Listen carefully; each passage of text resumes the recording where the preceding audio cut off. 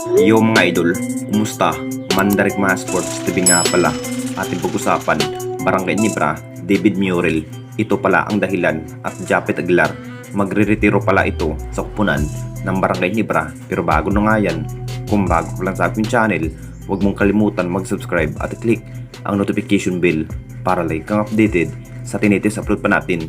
Pero ating talakayin, una natin pag-usapan. So talagang nagpapalakas na nga ang kupunan ng Barangay Nibra para sa playoffs kung bakit another kinuha nga ng Barangay Nibra ang nasabing player na si David Murrell mga idol. Bukod pa kay Maverick Ahamisi, ginulat nga ang lahat sa pumutok pumirma na pala ito ang nasabing player na si David Murrell mga idol sa kupunan ng Barangay Nibra. Ito pala ang dahilan kung bakit kinuha nga ng ating Barangay Nibra si David Murrell mga idol. Dahil nga sa isip pa rin ni Coach Tim na mapaplakas nga ang lineup kapag makapaglaro na nga ito sa kampo ng Barangay Nibra. Alam naman nating lahat, malalakas pa rin si David Murrell sa Bindid area mga idol.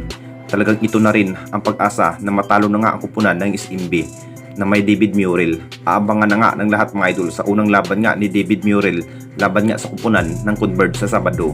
Talagang gugulat nga ang Converge dito mga idol at jackpot nga si Coach Tim sa pagkuha nga ni David Murrell.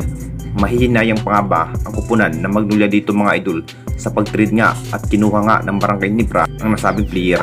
Malalakas nga talaga ang Barangay Nibra sa Philippine Cup at dito na naman tayo sa isa pa nating balita. Japet Aguilar, magre-retiro pa nga ba ito sa kampo ng Barangay Nibra? Alam naman nating lahat mga idol, marami pa rin ang nagsasabi na magre-retiro pa nga ba ito ang nasabing veterans big man na si Japet Aguilar mga idol sa kampo ng Barangay Nibra.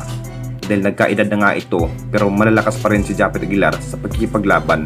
Ito pa rin ang maasahan sa opensiba mga idol at sa Bindid area at malaking halaga pa rin sa rebound kung bakit madalas na ngayon ang ating Barangay Nibra na manalo nga sa laban at gaya na nga sa North Perth, Batampier at TNT Tropang Giga at naisalba nga ng Barangay Nibra sa standing pot dito sa ating liga.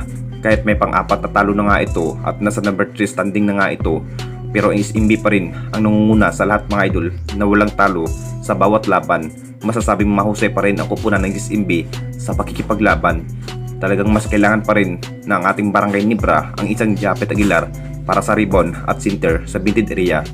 At si Japet Aguilar pa rin ang makapagdesisyon kung hindi pa nga ito magre-retiro sa kampo ng Barangay Nibra at maraming kampyonato pa rin ang maiuwi ni Japet Aguilar. Masasabing hindi pa rin ito magre-retiro dahil mas kailangan pa rin ito ang isang Japet Aguilar sa kupunan ng Barangay Nibra. Anong masasabi ninyo mga idol tungkol sa ating video? At yan ang ating topic mga idol. Comment down lang kayo. Kung meron man kayong sasabihin, comment down lang kayo at sa susunod na naman ng ating video. Maraming salamat mga idol.